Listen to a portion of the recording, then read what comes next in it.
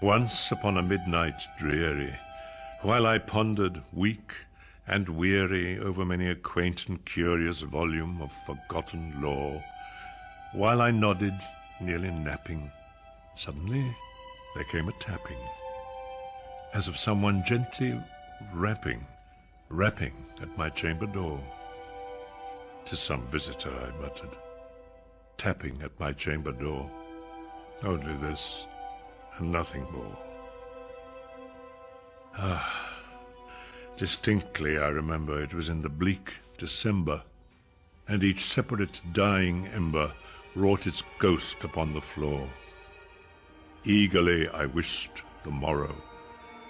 Vainly I had sought to borrow from my books surcease of sorrow, sorrow for the lost Lenore, for the rare and radiant maiden whom the angels named Lenore. Nameless here forevermore. And the silken, sad, uncertain rustling of each purple curtain thrilled me, filled me with fantastic terrors never felt before, so that now, to still the beating of my heart, I stood repeating, "'Tis some visitor entreating entrance at my chamber door, some late visitor entreating entrance at my chamber door. This it is, and nothing more." Presently my soul grew stronger. Hesitating then no longer, "Sir," said I, "or Madam, truly your forgiveness I implore, but the fact is I was napping, and so gently you came rapping, and so faintly you came tapping at my chamber door, that I scarce was sure I heard you. Here I opened wide the door."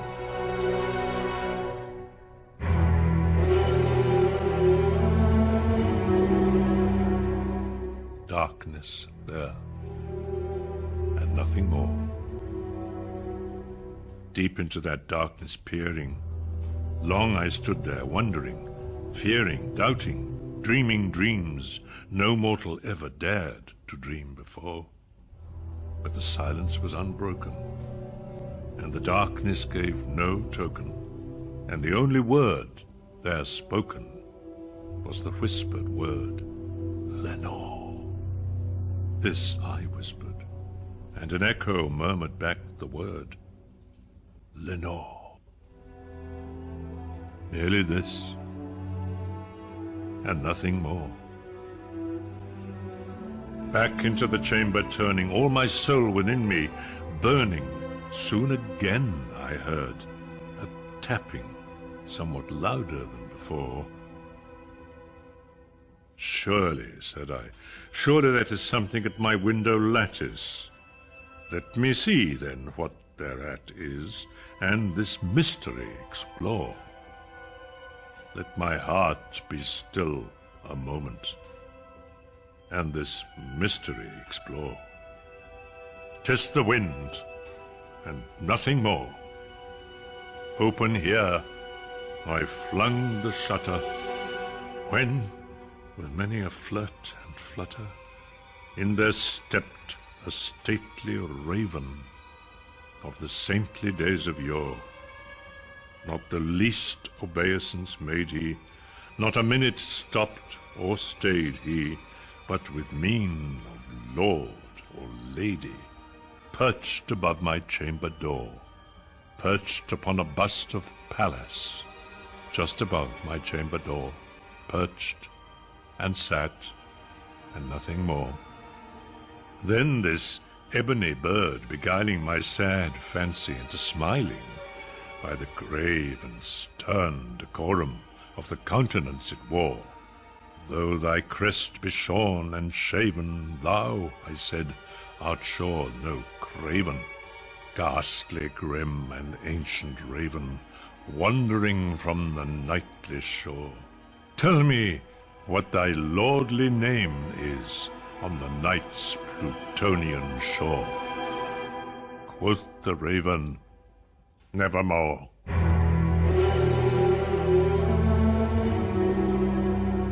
Much I marvel this ungainly fowl to hear discourse so plainly, though its answer little meaning, little relevancy bore. For we cannot help agreeing that no living human being ever yet was blessed with seeing bird above his chamber door. Bird or beast above the sculptured bust above his chamber door, with such name as Nevermore. But the raven, sitting lonely on the placid bust, spoke only that one word, as if his soul in that one word he did outpour. Nothing further then he uttered, not a feather then he fluttered. Still I scarcely more than muttered. Other friends have flown before. On the morrow will he leave me, as my hopes have flown before? Then the bird said, Nevermore.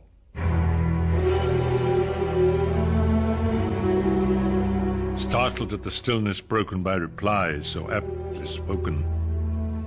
Doubtless, said I, what it utters is its only stock and store, caught from some unhappy master, whom unmerciful disaster followed fast, and followed faster, until his songs one burden bore, till the dirges of his hope that melancholy burden bore of never, nevermore. But the raven, still beguiling all my sad soul into smiling, straight I wheeled a cushioned seat in front of bird and bust and door. Then upon the velvet sinking, I betook myself to linking fancy unto fancy, thinking what this ominous bird of yore, what this grim, ungainly, gaunt, and ominous bird of yore meant in croaking, Nevermore. This I sat engaged in guessing, but no syllable expressing to the fowl, whose fiery eyes now burned into my bosom's core.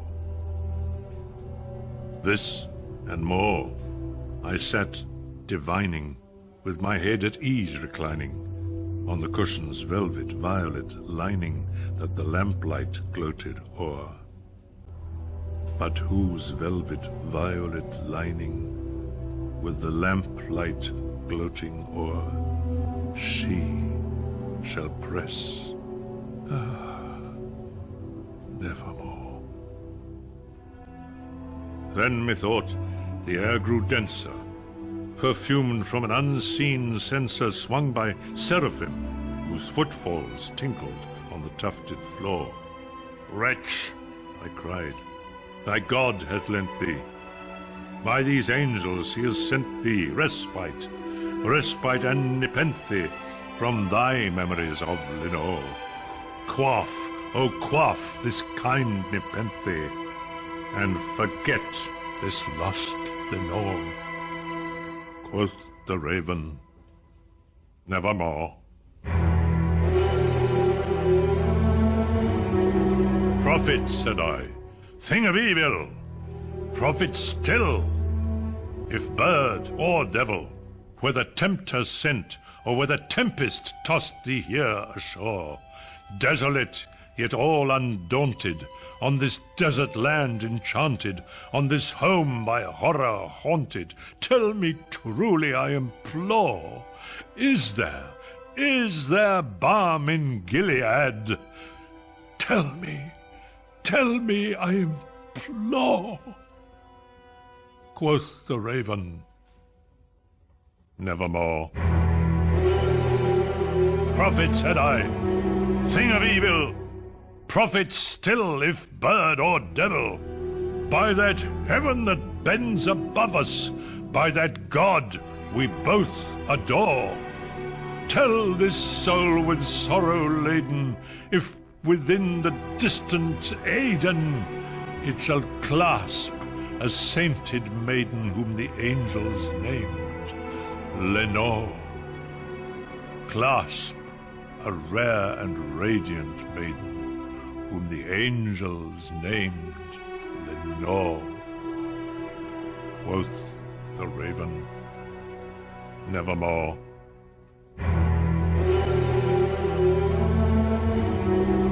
Be that word our sign of parting, bird or fiend, I shrieked, upstarting, get thee back into the tempest and the night's Plutonian shore. Leave no black plume as a token of that lie thy soul hath spoken. Leave my loneliness unbroken, quit the bust above my door. Take thy beak from out my heart, and take thy form from off my door. Quoth the raven, nevermore.